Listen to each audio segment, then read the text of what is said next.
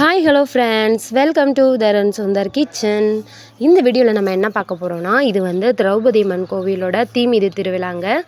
தீமிதிக்கிற போகிறதுக்கு முன்னாடி இங்கே வந்து ஒரு அம்மன் உருவத்தை அப்படியே திரௌபதி அம்மன் உருவத்தை மண்ணால் செஞ்சு வச்சுருப்பாங்க. இதுக்கு நேராக தாங்க அந்த பூக்குழி இறங்குற அந்த குழி வந்து இருக்கும்.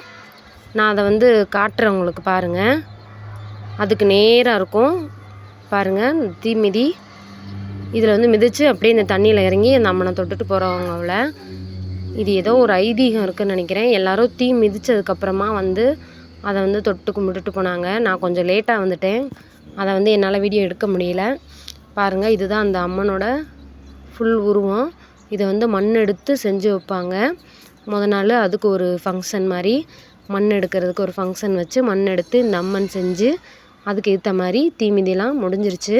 அது போகிறதுனால சென்சார் ப்ராப்ளம் வருங்கிறதுனால நான் அதை வந்து போடலை.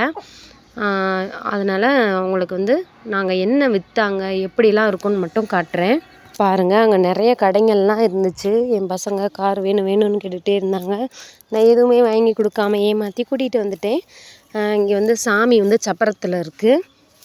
இப்போ நம்ம அதை தான் பார்க்குறோம். இது வந்து திரௌபதி அம்மன் பெருமாள் கோயில் வந்து வாசல்லையே இருக்குது. இதுக்கு பின்னாடி இருக்கிறது வந்து திரௌபதி அம்மன் கோவில்.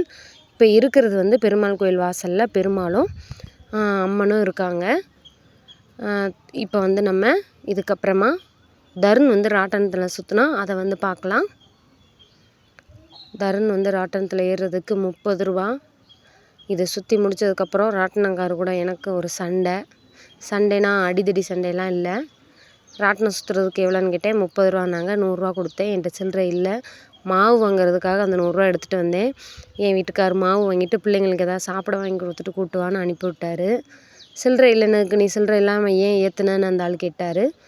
நீ ஏன் சில்லறை இல்லைன்னு சொல்ல வேண்டியதானே, நீ இல்லைன்னு சொல்லியிருந்தா நான் ஏற்றிருக்க மாட்டேனே அப்படின்னு சொல்லிட்டு அந்த வாக்குவாதத்தை முடித்து சில்லறையை வாங்கிட்டு அப்படியே கோவில் முன்னாடி வந்து அது என்ன மேளம், செண்டை மேளம் அடிச்சுக்கிட்டு இருந்தாங்க. அதை பார்க்க போகலாம். எனக்கு செண்டை மேளம் அடிக்கிறதுனா அதை கேட்குறதுக்கு ரொம்பவே பிடிக்கும். வாங்க எப்படி இருந்துச்சுன்னு பார்க்கலாமா?